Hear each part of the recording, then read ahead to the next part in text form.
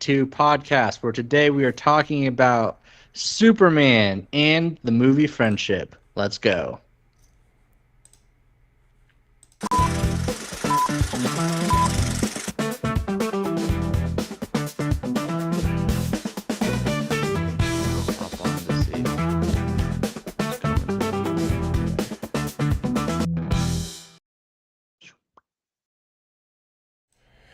All right, we are back for episode 24. We are going to be reviewing 2 movies today. We're going to spend most of our time reviewing James Gunn's Superman movie, which was one of the big hit films of the summer. And then we're going to talk about a smaller, lesser-known film called Friendship afterwards, which has a little bit of a different vibe.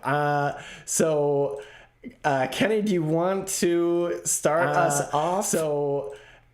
Kenny, do you want to I can start us off. So I watched Superman back in July, I think is when it came out. Sam has been super duper busy with being a father and a business owner. Hold on. I thought that we had an agreement when it came to this. I thought the agreement was, because we were going to be really big Superman films, once we had both watched the film and gone to Dairy Queen and gotten the special Superman custom blizzard that they had out. So I went and got the ice cream, the special Superman blizzard. I went and watched the movie, but Kenny has yet to get the blizzard. So eventually I just said, Kenny, you have not checked both boxes. I have, but let's just do it anyways. Yeah, I don't need that garbage in this temple of manhood that you see before you. But yeah, so Sam's been super busy. He's a full-time business owner. Full-time dad. And he's also been busy eating ice cream, apparently. But Superman did great. It was the first movie that, came out in James Gunn's brand new, newly branded DCU, the DCEU, the extended universe MCU, is dead. No more Henry Cavill Superman, no more Rip. Gal Gadot Wonder Woman, no more Jason Momoa Aquaman.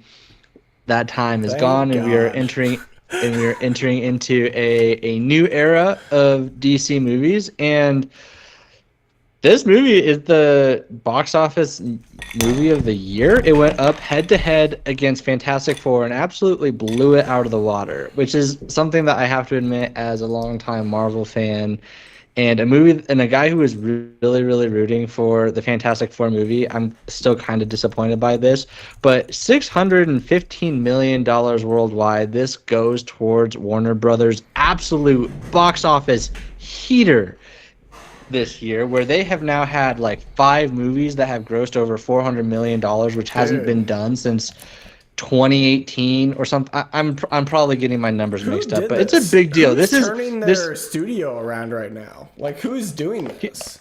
See, and this is probably something that's worth just a broader conversation that we can have on our Discord. Oh, also, going to plug the Discord. Oh my gosh. Yeah, we're the worst at plugging anything because we just first off jump right in. Before you get any further into this video and find out that you hate us, like and subscribe. Go and sign up to the Discord. That will be in the link to this YouTube video. We go and make a Patreon for us because we've yet to do that for ourselves. Follow us on Twitter, follow us on TikTok, follow Sam's separate account at TikTok. Sam, you'll have to give me the handle on that. But those are all the plugs. Discord. We did create a Discord. We did just create a Discord. So if you're a subscriber, an old one or a new one, and you want it, the link is going to be posted. And so join that, and we'll be able to discuss movie, TV, other stuff outside of just our videos and our streams. Right. But the big thing right now with Warner Brothers, right, is Warner Brothers a few years ago became Warner Discovery, and this guy named David Zaslav, probably the most hated person in all of Hollywood, came in to run the whole... Harvey Weinstein was the most hated person in all of Hollywood. I stand corrected. Okay, well, Harvey Weinstein's the most hated person in Hollywood. You might be right. I don't know. Thing right probably now, followed by I can't remember the other guy's name, but so Warner Brothers had gone through so many just like logistical and business malfunctions where David Zaslav has totally mismanaged the company. It has somehow found a way to like make over $2 billion this year, and yet they're actually still selling Warner Brothers for scraps. Warner Brothers, like they are trying to sell Warner Brothers. They recently split Warner Brothers from HBO Max now. Wow. Those are now separate things. They've rebranded that 5 times Yep. since COVID. It's a totally mismanaged organization, which just goes to show you that the smartest people in the world are not the people at the top. Just gonna say it. It's not David Dang. Zaslav. It might be He's your just plumber down the street. It might might be be an yeah. old maid selling grapefruits on the side of the road. Like, It's probably us. yeah, that's what I was gonna say. You took the words right out of my mouth. Yeah. But kind of circling back to Superman, it's adding on to this absolute heater that Warner Brothers is on, and it's a beginning to a really interesting. I mean, I think everyone now at this point understand or is familiar with the narrative around James Gunn. James Gunn a few years ago is super high running the Guardians franchise for Marvel. He is like creating the cosmic part of this universe for the biggest studio in the world. And then tweets from 20 years ago resurface where Disney is very quick to cancel him. He gets canceled. His entire crew and everyone in Hollywood comes back and finds a way. James Gunn might be the only person in all of Hollywood to ever get uncanceled. Yeah. I'm maybe I'm wrong. Maybe someone else has been uncanceled, but it's kind of Kevin Spacey's amazing. trying to get uncanceled. Yeah, Kevin Spacey's trying He's to get trying. uncanceled. He's going to film festivals, but James Gunn finds a way to get uncanceled, and from that moment back in, gosh, what was that, 2017, maybe 2018, it totally has changed the trajectory of these two studios. And now because he decides he's going to come back for Guardians and then he's going to stop just because the relationship with Marvel had soured. Everything at Marvel And then has soured. Yeah, and he has gone now to DC, was given full creative reins Love it. to the entire DC slate, to this pantheon of what I think most people would agree are the best comic book stories in the world. I was introduced to comic books through Marvel, so I don't necessarily have that same connection with it, but like I understand just the iconic nature of Superman, of Batman, Yeah. of Wonder Woman, of the Justice League, of Green Lantern. Just he's been given the reins to this mythos, and he comes out with his signature movie, Superman. Now, I watched Superman, and I think that this is something that's been happening. This is like a public psychosis that the movie goers in general are kind of going through right now, where every movie that comes out right now is like the best movie that has ever been made. Is that According the to so vibe many, that you're feeling from Superman? a lot of people were like, "This is the best Superman I do movie." agree though, like that has been a thing. Like I remember when the Batman came out with Robert Pattinson, and like granted, like I love that movie. I think it's great. Like Yeah. but like people like same thing. We're just like, this is the best movie ever made. No one's ever Right. made a Batman movie this good. I'm like, have you seen The Dark Knight? They're like, no, that's old. And I'm like, okay. Right. I'm like, Yeah. let's stop. Let's stop. I think for a that this is. second. I think that like I understand. Like I really like the Batman too. The Batman has a really strong following with Gen Z. That and like Inception, or no, it was Interstellar. Like Interstellar, yeah. the People are obsessed with yeah. Interstellar. So for some reason, those movies are the movies that like capture the minds of Gen Z, and they're both great. Like again, love both of those movies. Not trying to bash them at all. No. So there's that, but then there's also this other thing that has been happening in 2025. And Sam, you and I have talked about it with Sinners. We will talk about it when it comes to One Battle After Another, because I saw it and I thought it was good. It may be like the best made movie of the year, but it is not the best movie of the decade. It is not the best movie that Paul Thomas Anderson has been, and it's not the best performance that Leo has had. So welcome. We'll save that for another day, because we'll save that for another day. But this is something that's been happening in 2025. So people are like, oh my gosh, this is like David Cornsweet is the best Superman who is ever Superman. Okay. Like James Gunn has made the best Superman, and I've seen some of the I always get the two Christopher Reeveses Reeves. mixed up. Christopher Reeves. Yeah. I've seen those movies. I think they're really fun. I saw those movies really young, so I probably have like a nostalgia around it that maybe other people don't have.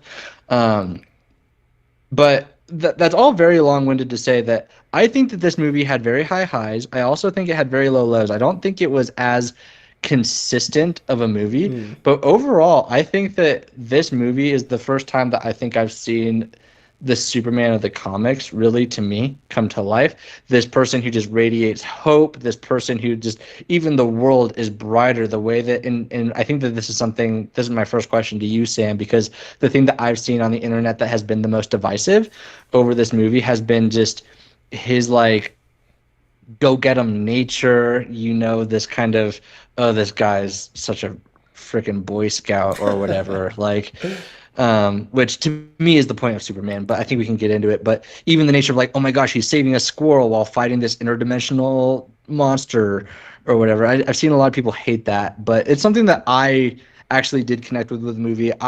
When I watched this movie, I couldn't help but preparing to contrast it to Fantastic Four, and when you have a chance to see Fantastic Four, we'll talk about it then too. But after sitting on this movie for a little bit, I still don't think it's like the best movie I've ever seen. It is not a movie that I think about very regularly, but I think this movie has a lot of really good things that I think hold a lot of promise for the future of James Gunn's universe.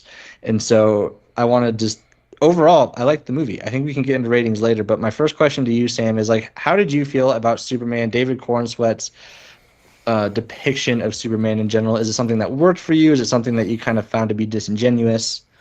I really liked him. I thought he was super, super likable as Superman, and I really like the route James Gunn went with him and with the tone of the movie in general. Because you were talking to like the most diehard Batman fan. Like, I have all these comics, graphic novels behind me. I've seen the movies a million times, and I'm like, my whole life hated Superman and could not care less about him.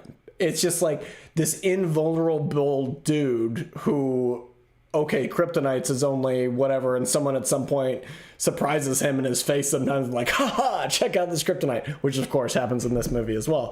But all that to be said, I love the route he took. This is the first time, and I think he seems like a smart guy to me, and I think he took a message from the downward path Marvel went with, was it Mrs. Marvel? Like, just invulnerable, invincible, like, can't kill her. Oh, yeah. And in this movie, it was so refreshing to see him constantly get get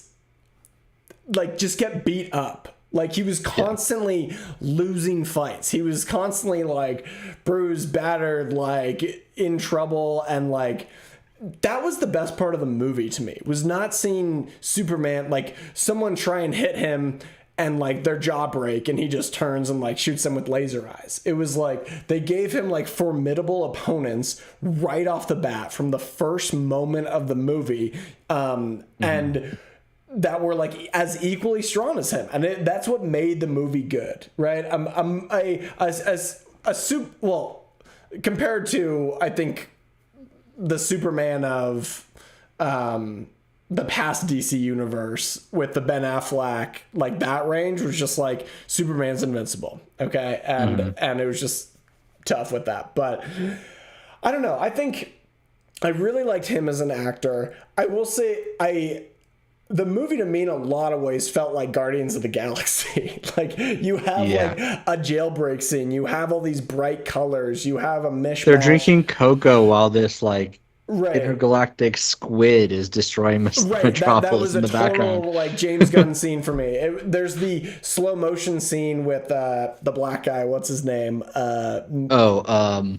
Mr. Fantastic or something? Mr. Fantastic, and I love Mr. Fantastic. I thought he was awesome.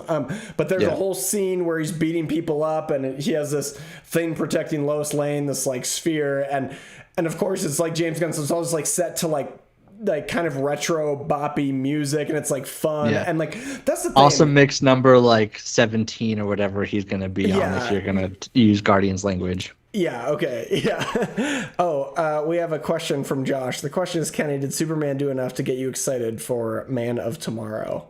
I'll let you answer that real No. quick and then Okay, I'll so dive we'll back we'll in. talk about that. The question is unequivocally no. So I'm actually going to jump into this because Josh brings Okay. up the thing that I absolutely hate about the movie. Like I said, this movie I thought had high highs and low lows. The low lows was Lex Luthor. I thought Lex Luthor was a total just beta loser. He's just Whoa, like whoa, whoa, whoa, whoa, this. whoa. I thought, who's the actor that played Lex Luthor again? I forget his I name. don't I thought that guy was awesome. I thought that know. guy, yeah, I thought that No, guy no, he actually sucked. He like, sucked. no, I thought that guy actually like brought the fun energy in the movie for what the movie was. Because I think, and let me get into this really quick. I thought the movie was kind of a mess and it was a really thin plot and it was kind of all over the place. It felt more like an episode to me or like a tiny comic out of like a giant series. Like it didn't feel to me like a stable, like you said, like I have almost no desire to rewatch this movie. Like I don't feel like it had any depth to it at all. If it were on and someone were watching it, I wouldn't mind like glancing at it. It's pretty looking, but like there's not a lot that's memorable or iconic necessarily from this movie. And I think the guy who played Lex Luthor, I forget his name. I love him and like I think he's been like really good in everything he's done. So like I think for what the script was and what the plot was, like he brought really good energy. Because here's what I didn't want out of this movie. I didn't want a really brooding Superman like we've gotten recently. That's just kind of like, oh, like I don't know what's right or wrong. This guy's just like, I know what's right. It's in front of me. I didn't want a Lex Luthor that was like friends with him for a while, like the Peter Parker Osborn thing, and we get this slow disconnect, and he hates Superman. And he finds it's like I like that is one part I like that they just jumped into everything. They're like, this is Lex Luthor. He's a bad, rich, maniacal dude, and here's Superman. He's like overly good, and we're gonna watch them go at it. So like the one thing you can it's Nicholas Hoult. I had to go back and look at it because he also played the Beast, which is really interesting because Nicholas Hoult is like objectively he's a pretty handsome dude, handsome British guy. And, he's played now two people who were just like known for not being very attractive. He's like the Beast and Lex Luthor, both of which have these like. Josh says, Sam, you can't even begin to understand the hate Kenny holds for James Gunn's take on Lex Luthor. This version of Lex has forever altered Kenny's psyche. Oh my gosh, I didn't even know about this. I don't even know what goes on. Kenny doesn't tell me anything until we get to the pod. I don't get any feelings. Yeah, it's because I have to save up all this content, and so Josh like ends up being my like sounding board for a lot of these things. My issue with Lex Luthor is I just think that he's just a weird troll, and I just don't understand how he's the smartest man in the universe. It just does not make sense to me. Like he's there being like, trying to do like Mortal Kombat combinations by being 1 1 1 2 2 2, and it's just like it's so weak and stupid. And he has to hire like 16 people to do something that could have been done with just like a scroll bar on the side of a keyboard. I do agree that part is kind of corny and like AI could have just been used. Stupid. Like, but at the same time, you're like, okay, how is he the smartest guy in the universe? I'll say this about this universe is like, and I'm not knocking it, but like it's an unserious universe. Like that's what I've gotten from this movie is like, we are not looking for serious. We're not even looking for like intelligent. Like everything's really goofy. Like it's like, oh, his girlfriend is taking photos and in the background happens to be relaying all this it's like we see that stuff coming from a mile away, like as you're watching the movie, but you're also like, all right, like that's fun. It's ridiculous, but like it's fun. That's fine. Like it's the only thing that I can say about Lex Luthor or about Nicholas Holtz's Lex Luthor is at least he has a slightly better motivation than Kevin Spacey's motivation in Superman Return. I can't remember which Superman movie it is, but it's the one where basically he blames Superman for going bald. That's like his whole thing. And so like this is a step above where basically Lex Luthor is just upset that he's the belle of the ball to the world. He's just like, oh, I was supposed to be the world's special man. I'm just so jealous of Superman because brains should come over brawn. And like, it's just like, this is so, dude, you are the type of person who everybody was taking lunch money from. It's just unbelievable how lame and how unscary the smartest man in the universe is supposed to be. Give me a break. Okay, I'm going to give you a break so I can cut it for a second. I will say I can buy, like, even in our modern world, like, billionaires constantly take, like, shots at each other. They clearly all want to be, like, the richest person, the smartest person. So, like, I can see in a world where, like, he's that number one and there's someone else and he just is super jealous. And at least in the film, he, like, outwardly says it. He's like, I am jealous. I am whatever. Like, this is my motivation. I don't care. So... yeah, well, I guess it's tough for me because so like lame. I didn't take the movie very seriously. Like I could get into the Batman and like I could really rip apart the Riddler and his motivations and his decision making. I think is just terrible. And like but that's a movie that's trying so hard to be serious and comes across like really serious. So I feel like I can You make a great point. This is a movie where the Green Lantern is like beating people up with giant middle fingers. Right, like we're not like that. Like this movie, and I liked the guy who played the Green Lantern. By the way, I liked the people he picked for the side people and whatnot. For the what crew is that? They're calling it the Justice Gang. Justice Gang, yeah. So I like the casting choice. It's like. Every scene, you could watch an individual scene of this movie and be like, that was fun. But the whole thing isn't like, it's not like super cohesive. Like it really. The movie has pacing issues. Yes, it has serious pacing issues where you can't tell where like any part of this film really feels like it could be the beginning, middle, or end. Like honestly, you could mishmash it around. And so like I'll tell you, I liked it. There was you of all people, Kenny, got me to watch because I'm very open-minded. What that pirate show, Goomba with the stretchy arms, One Piece. One Piece. I watched One Piece because you were like, it's so optimistic, you have to watch it. Okay, so I watched One Piece, and I go in. Okay, is that the key I'm supposed to take away? Sure, I loved it. Like One Piece, optimism. That's how I felt about this movie. I felt like he was hitting the reset button on DC and saying, let's be optimistic. Let's have fun. Because it didn't work being brooding and dark and Zack Snyder. Nobody wants Zack Snyder, okay? We don't want your original cut. We don't want your unedited cut. We don't want your theatrical cut. Nobody wants a Zack Snyder film, okay? Watch out. They'll come for you, dude. Those Zack Snyder fans will come for you. Listen, someone has to say it. But so overall, I'm like, okay, is this what we're doing with DC? Are we just going to have two parallel universes, three parallel universes where we've got James Gunn, his DC? It's all going to be fun and poppy. Like this movie. Okay, let me put it this way. Guardians of the Galaxy. I loved it. It's one of my favorite Marvel films. I never watched the sequel. I felt similarly. I didn't watch the third one. And I feel similarly to this movie where I'm like, wow, that was fun. But I'm like, I don't know if I want to watch just another one of those, like, or another one of those. Like, even especially because the next one is supposed to be a Lex Luthor movie, which, man, I may as well just like light yourself on fire. Mix heroin and cocaine together and go throw up in a toilet. Oh my gosh, I can't believe you dislike this Lex Luthor so much.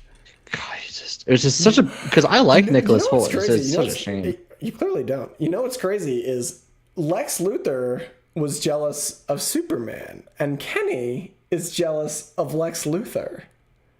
So then I'm not jealous. The question is, you're coming for Lex Luthor. Who's coming for you, Kenny? That's my question. Someone's coming for you because that's how it works. Yeah. Can we talk about what I thought was the best scene of the movie? Let's do it. Which is I'll give you a few of my things I was annoyed about. The dialogue between Superman and Lois in Lois' apartment, where she is interviewing Clark as Superman. That So was a fun scene. I thought this scene was clearly the thematic crux of the movie. I think that was intentional. I don't think that's like a galaxy brain moment for me.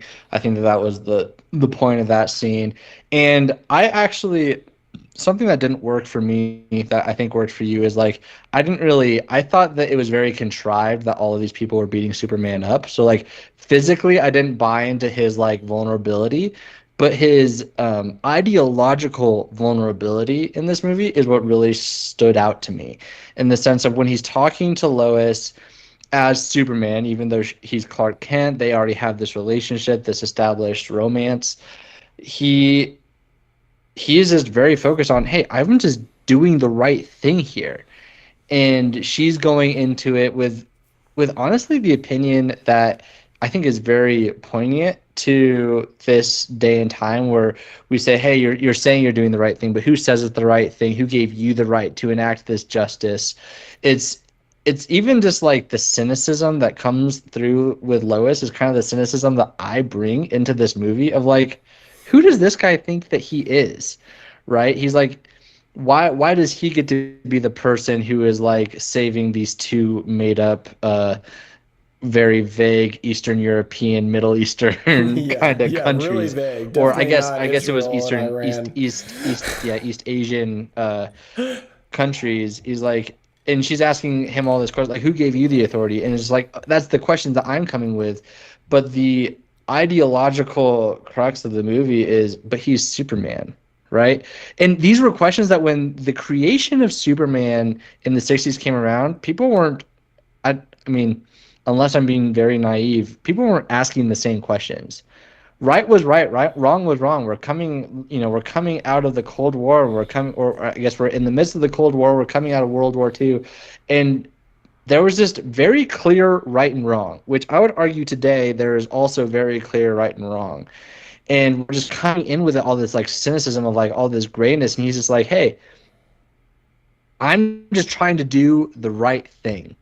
And that I think is his true vulnerability. That's why I think he is fighting against the entire movie, is he's just under all of this criticism for just trying to do the right thing.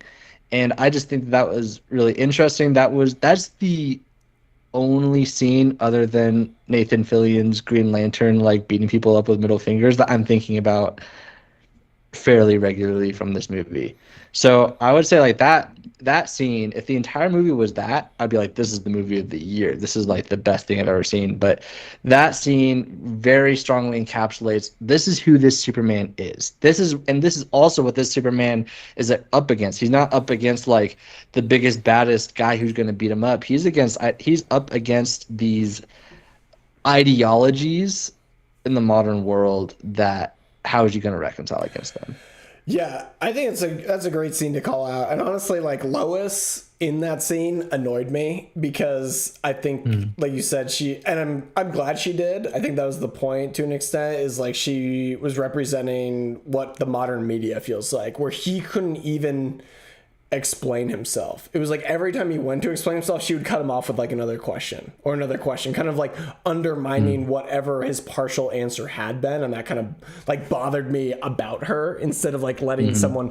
And I think, from his point of view, he's like, listen, like I was stopping a genocide. Like, I'm not here to tell you like who is morally better. Like, and I don't have all the evidence to say what's going on, but like, I'm going to stop like the murder of innocent people, which is becoming regular even in the United States nowadays, right? Like, it's like people are getting like there's stuff happening all the time. And I think the one thing, like one of the main things, wherever you come from, wherever your beliefs come from, is like, I think 99.9% of the people can agree like no one deserves to just be killed like for no reason, or for different beliefs.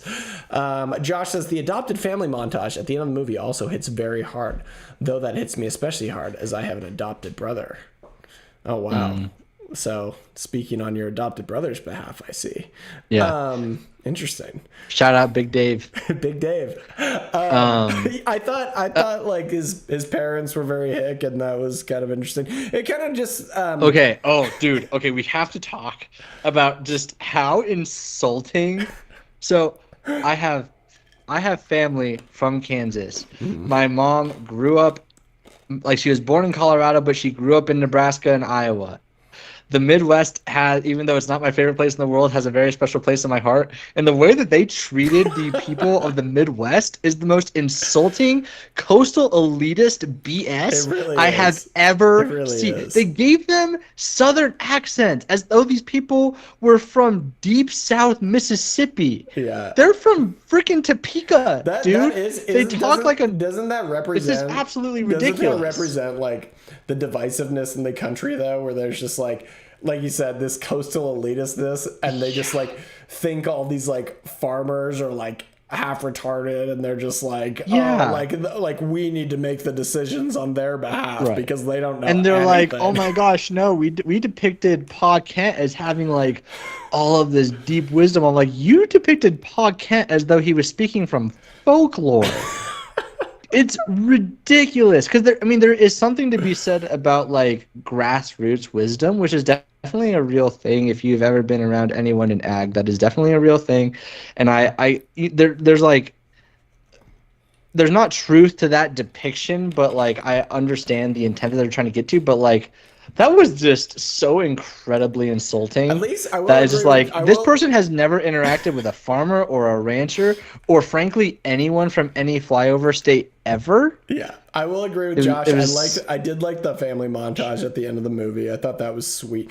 I thought everything about the Superman character was good. I really liked the way this guy. I don't even know this actor. I've never seen him in anything I can remember, but I thought he did a really good job. So. Yeah. I guess if I were to like, it's one of those things where it's so hard to nitpick a movie that's just so outlandish, like to an extent. One thing that like, I guess is, I'll just say a small thing that bugged me. I'm not going to go into a whole tirade because I thought the movie was fun. I was surprisingly entertained and I surprisingly enjoyed it. Like I was not expecting a whole lot, and I'm not putting this in some upper echelon of film or something like that, but I would give this movie a 6 out of 10. It's like, that's my rating. There it is. Maybe a 6.5 on a good day. But I will say there's a few things in this movie where like they threw out, like Lex Luthor early on was like, oh, I've created this person, this woman who can change into anything. And so I was kind of like, oh, that's cool. And what did we get to see the entire time? Well, she would just turn her hands into these spinning blades, and that was about it. She sucked. Yeah, and I was like, dude, you made this big deal early on in the film about bragging about her, and I was kind of excited. I was like, oh man, we might get to see some crazy cool stuff. No, just like spinning saw blades on the fist. That's the best they could do with her. Like, I was like, seriously. So that was a little bit of a letdown, but her character like that. Man, dude, that actress is. I'm not gonna say that's a terrible actress, but her performance was just like. Her performance was not great. Her performance was so bad. I'm like, dude, like, I've never seen someone who like, you are the brick wall. You're not even acting against a brick wall. You are the brick wall. It was just. It was incredible how bad that was. It was not good. I feel like I've kind of like hated on the movie a lot. Ultimately, when I reviewed it back in July, I gave it a 7. I think I stand by giving it a 7 out of 10.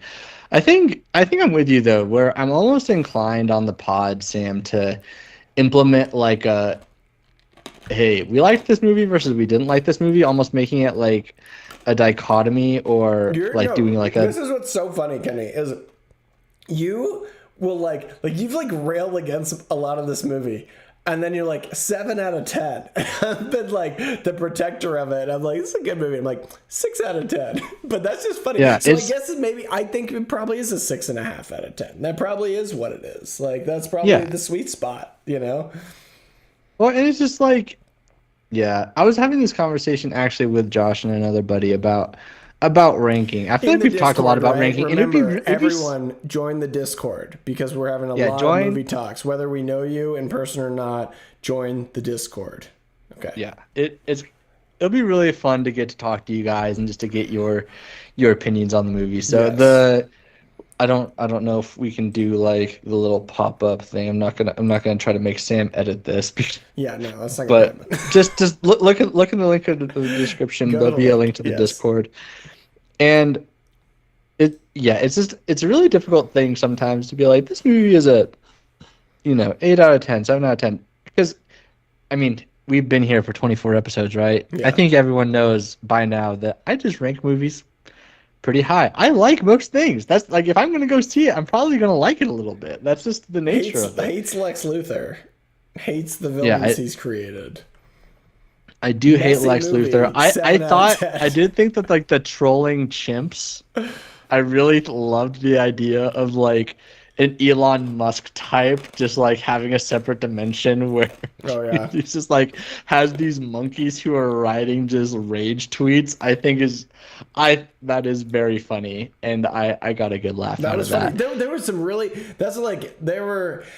It felt very James Gunn, where like everything is like fun and creative, and like from a scene to scene basis, you're like, ooh, this is kind of interesting. Like in the scene that's occurring. So like he does a good job of that. Like I don't know how like inspired it's making me to go watch more of the universe that he's creating, but overall, I took the time to watch Superman, and I'll say, like, good job, James Gunn. You're telling someone who has never cared about Superman, and you came out with at least like 1.5 thumbs up from me, like one and a quarter. Like that's not bad. Like that's This cool. this one movie is better than like almost every other DCEU movie. Right. Exactly. Right? Like Exactly. I personally really liked the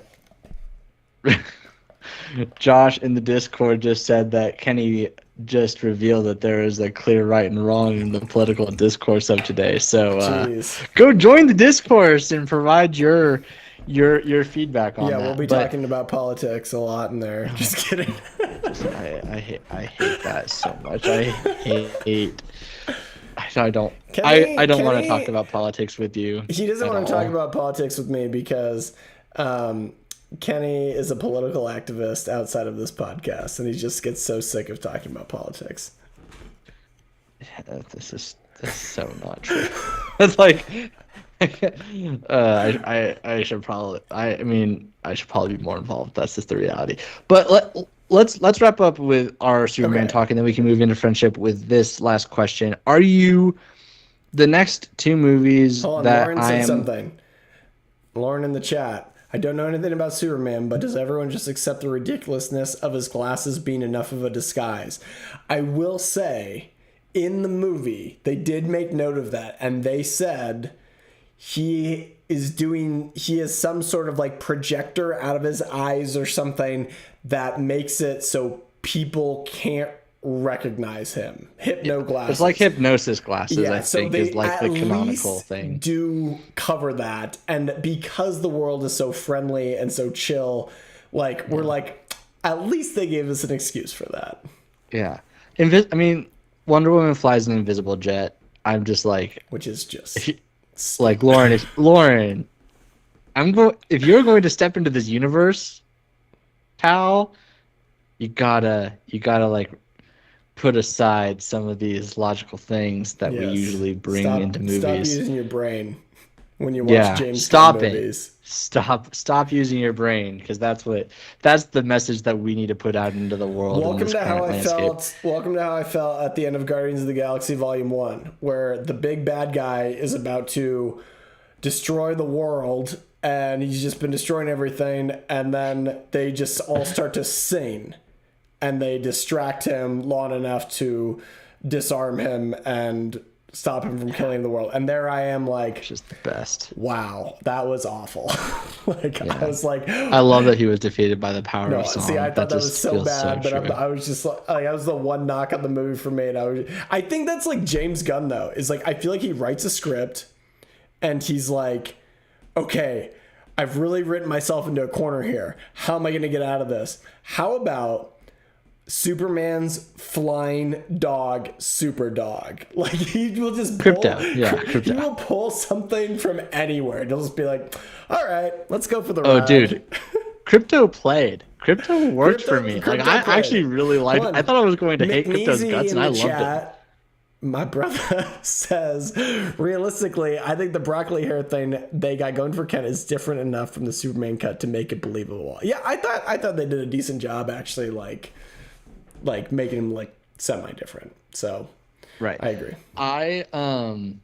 Last thoughts on Superman. The two movies that I can think of off of the top of my head that are in the next DCU slate is Supergirl, Woman of Tomorrow, and this other Superman movie. Oh my gosh, I like the chick, but there's a Supergirl movie and there's a Lex Luthor movie coming out. I like the chick that played Millie Supergirl. Alcock, I think, is really good. She's been crushing it. She's the it girl. Yeah. I haven't seen House of the Dragon, but in Sirens, she's fantastic. She's even better in House of the Dragon. Now listen, a lot of people are saying it looks like she's pretty, but that maybe her eyes are a little weird. Maybe her face is a little weird. Maybe it's a little... That's pretty messed up. I know. A lot of people are saying that. Maybe it looks a little strange. But... like, they think that she's CG'd? No, they think that she's just very unique looking. Like someone took a hair blow dryer and is like blowing it at her face sometimes. But... oh my gosh. I know. People are so toxic. People are very toxic. But... I think she's obviously like... pretty, and she is really a fantastic actress. So take a drink every time Kenny says he has a last thought on Superman. Oh gosh, I better refill here because I've already been doing that, and I'm through my glass of rum at this point. McNeesiel says the ability of Gunn to pull more obscure characters like Mr. Terrific and Guy Gardner onto the big screen and have people really like them is great. Feels exactly like what he did with the Guardians. Love Mr. Terrific. No, okay. Guy Gardner is not an obscure character. Okay, I'm going to tell you this right now. Guy Gardner is the freaking Green Lantern. I don't even know who Guy Gardner is. Okay, if you told me that, I wouldn't know who that is. I had never heard of Mr. Terrific before this movie, and I thought he was awesome. Like I said earlier, I thought Mr. Terrific was awesome, and I thought Green Lantern was awesome, and I thought the chick, Hawk Girl, she was all right too. Yeah.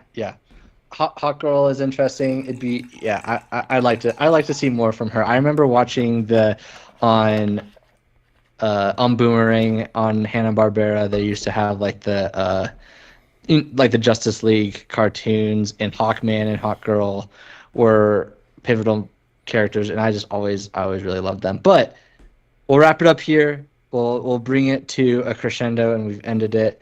So Superman. We're saying best movie ever. We liked it. Go see it if you haven't seen it. 6.5 out of 10 between the two of us. But we're not going to end the stream. We're going to keep going with the stream. Yeah.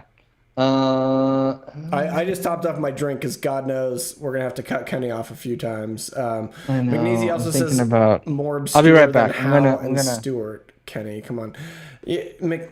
Corey, it's tough to get Kenny on things. He's in a world of his own. Kenny only reading Marvel comics as a kid. Self-admitted 20 minutes ago. Really coming back to bite him in the ass here. Kenny will get you, man. Kenny will get you. I've got while we wait for Kenny to return to the stream, shout out to everyone in the chat, especially Josh, Lauren, and McNeesy. And if you haven't joined the Discord, we made a Discord, so please join the Discord. And it looks like Kenny is back, and he's rejuvenated himself. He's topped his drink off. Yeah, I got a little bit extra if we're going to talk about friendship.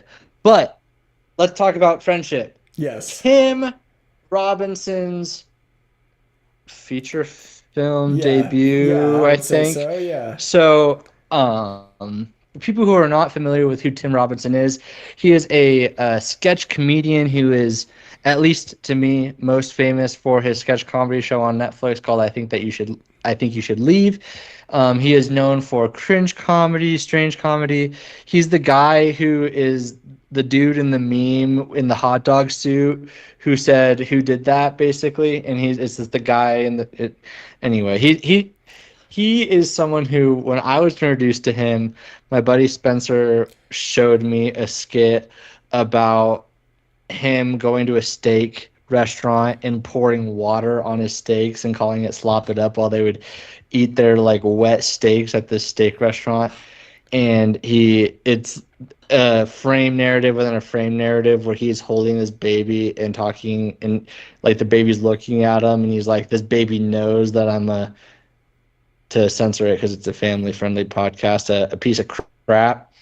And he's just like, I'm a piece of crap because I used to pour water on my steak. That is the type of comedy that you are getting into when you're watching the movie Friendship. So, Kenny, have you seen I Think You Should Leave? Yes, I've seen that one. I've seen the one in the haunted house, and I've seen the one with the T-shirt and the one sloppy where he's steaks. eating sloppy steaks. Lauren, yeah, sloppy Lauren steaks. knows. The one where he's eating a hot dog out of his sleeve because he has a lunch meeting. Oh my dude, what are the in the chat? What are some of the other I Think You Should Leave skits? There was like I think his most famous one, besides the hot dog one, is the zipline one, which I find really funny. I think the zipline skit is hilarious, where he's in like the bachelor house. Anyways, like Kenny said, like he does these little comedy sketches. Listen, I'm almost fully caught up on that show, and there's about 4 sketches an episode, and the episodes are only like 15 minutes. Totally worth checking out. But like, if you're gonna check it out, just know this. 3 out of every 4 sketches are gonna suck. Okay, like they're not gonna be good. Cruising Crooner, oh my gosh, that's like one of my favorite ones. But 1 out of every 4, so like maybe 3 to 5 minutes every episode, is gonna be like peak comedy. Like 10 out of 10. The funniest things that you have ever seen in your like entire just life. Creative, outlandish, like never heard of, awesome. So if you've seen I Think You Should Leave, like you'll understand this movie. I watched this movie with Lauren, and it was okay. We're on to Friendship now. Let me dive into Friendship, the movie. Okay, Friendship is one of the weirdest movies I've ever watched, and it really feels like an indie comedy gone wrong. I don't even know. Like, there's so many routes I thought this movie was gonna go, or I thought this movie could have gone. But instead, it would just like turn into what a Tim Robinson skit would have turned into randomly during any scene in the movie. And then they would like use that to like function the plot forward. It was so weird. And for anyone who hasn't seen it, quick like synopsis of it is Tim Robinson is a really kind of quirky guy. He has a successful job. He has a wife who's just recovered from cancer and who's played by Kate Mara, and he doesn't have a lot of friends. He's kind of weird. And Paul Rudd moves in. Paul Rudd's like not the greatest actor on earth. He literally sounds exactly like his Anchorman character, or just how Paul Rudd talks in every movie. And Paul Rudd is basically just like this main bro, this like basic bro kind of who's like has a cool life. He's like a weather reporter, and he has a group of friends, and he has a band, and he basically invites Tim Robinson over to hang one day with his friends. Tim Robinson has a great time. He gets too obsessed with the guy, and he like oversteps his boundaries and acts out in strange ways to where the guy's like, I don't want to be friends anymore. And the whole movie is kind of this strange balance of like Tim Robinson like desperately trying to be friends with this guy and like going crazy and kind of unraveling his life. And that's kind of the nature of the movie. But it's very strange. Yeah. Like Tim Robinson, he's like a master of like mannerisms and outlandish comedy, which I just don't feel like they took full advantage of his skill set when it came to this movie. Like they tried to use like juxtaposition him and his quirkiness with like a serious tone that was supposed to be like dark humor, and I just don't know if it fully came through. I watched the whole thing, so it's like there's sometimes you're like, oh, this is kind of funny, and then other scenes where you're like, this is so weird, like it's just taking me out of the movie. So like for me, Friendship was like, I would never, I don't think ever recommend this movie truly to anyone. That's not to say it wasn't like the worst movie ever made. Like it was unique. Like I would probably give this movie like a 4 out of 10. And that means like I'm not recommending it. But like there's something there. If you want something weird and different, go watch Friendship with Tim Robinson. There you go, I'm Kenny. trying to figure out that's.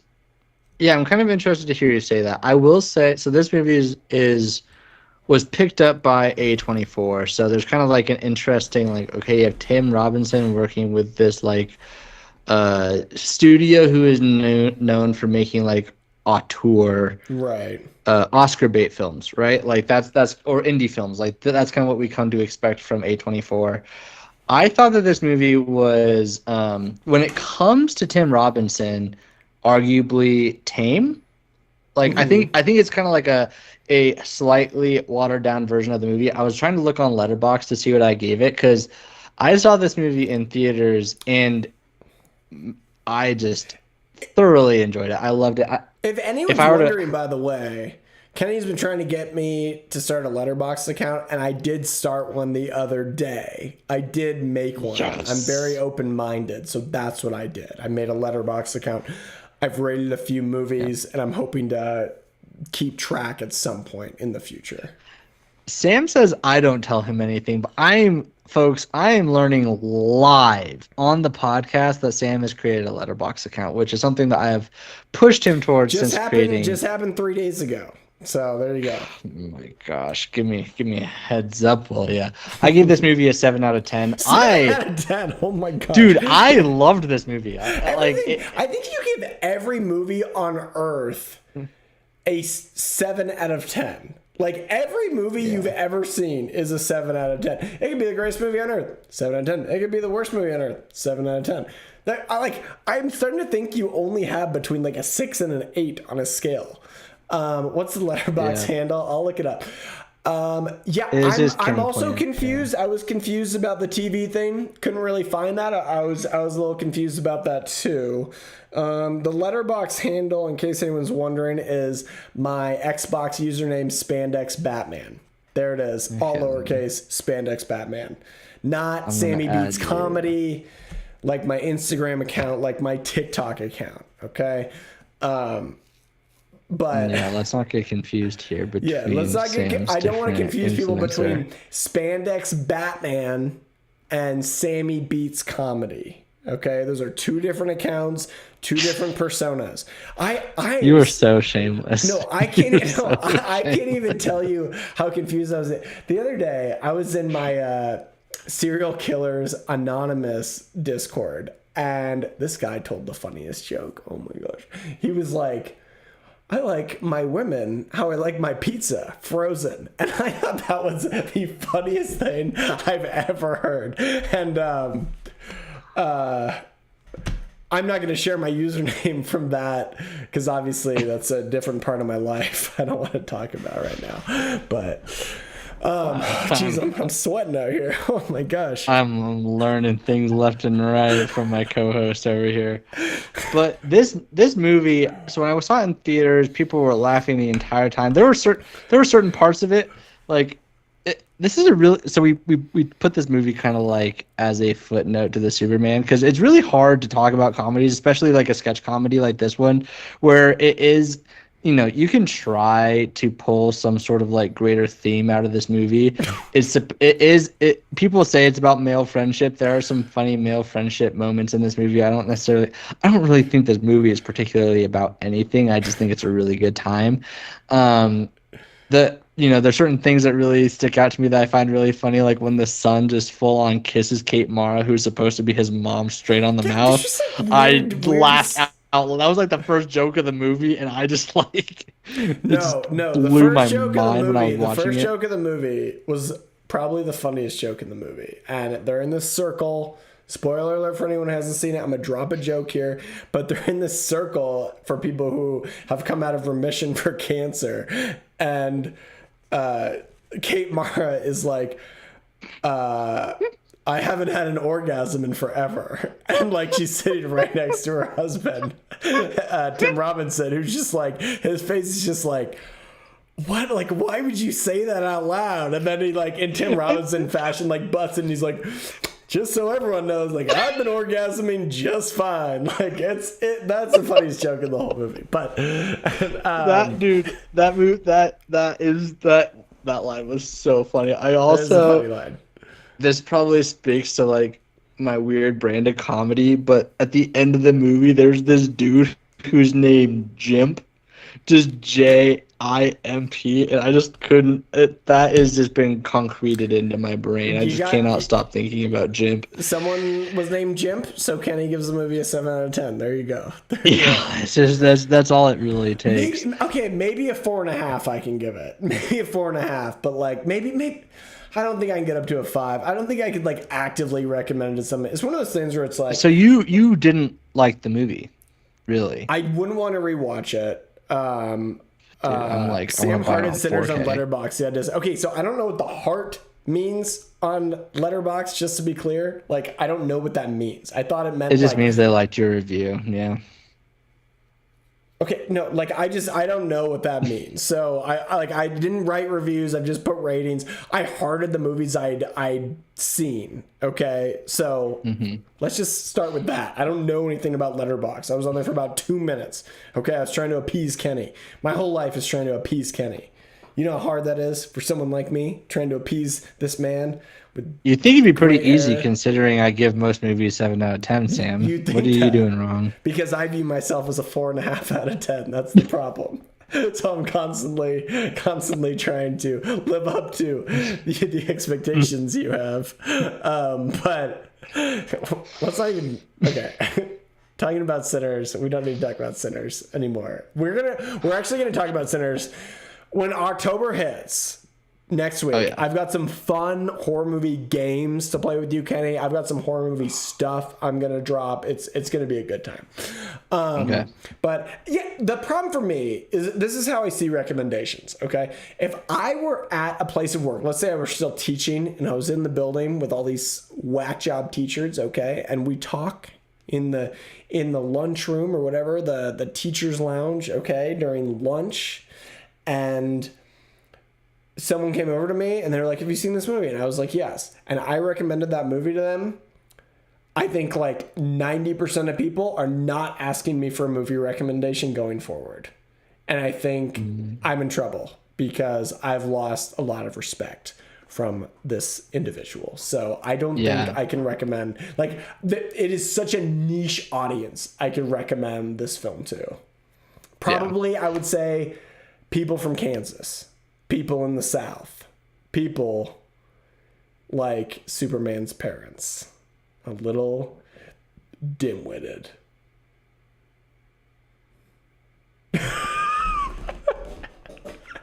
Kenny is flipping me off for people who cannot see.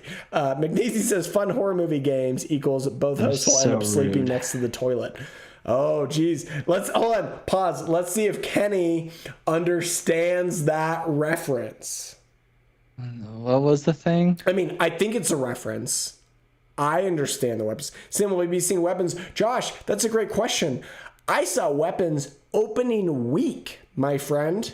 Okay? Yeah, I still haven't seen it. I told Kenny to go see it. Kenny did not see it. I spent $15 on a ticket expecting Kenny to go see this movie. Has not seen the film. I would love to dive into Weapons. We're definitely. You want to name the movies that I listen. We gotta start. We gotta start wrapping the stream. Fantastic Four. We gotta start wrapping the stream up because Formula One. We're almost at an hour, so we gotta see. Okay. Actually, I can clip this later. We're gonna keep going with the live stream because we're gonna talk about Weapons briefly here. Okay. Kenny, didn't you see the movie of the year? Kenny has not seen the movie of the year in Weapons. Yep, Kenny's slacking. The chat is not on your side tonight, Kenny. This is very odd. Usually the chat is after me, but now they're on my side. And I like that. And I just want to point out, it's almost October, and I wore a shirt, The Halloween Tree, by Ray Bradbury. Awesome book, movie, and that's my shirt, what I'm representing here. So Kenny Hate Cult is already starting. I like it. I like being the good guy again. I used to be the bad guy, and now I'm back. I used to get us canceled, and now I'm back. So let's go. Oh, and you guys can get this shirt on my Etsy store. No, I'm just kidding. I'm not even gonna. Kenny playing I feed under your cheese. He's like Snoke from your movie that you like, The Last Jedi. Yeah.